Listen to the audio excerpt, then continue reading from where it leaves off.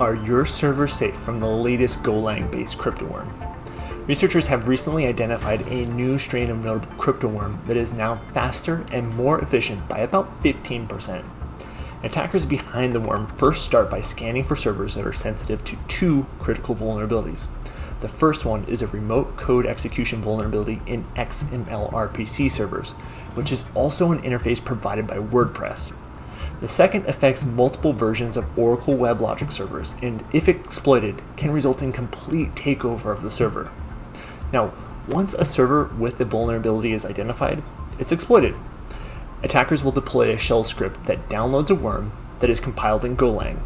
From there, the worm uses a specific package to embed a generic version of XMRig inside itself, and then copy itself to sensitive directories across the system. So from there, it's all system degradation.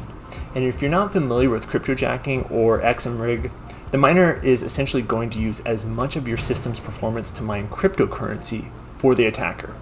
In this case, it's Monero. The big issue here is that over time, these will destroy your equipment and drive up your energy bills. Also, someone else can profit off of your losses. Despite being written in an uncommon language, this type of worm is easily detected and stopped by Acronis CyberProtect's active protection.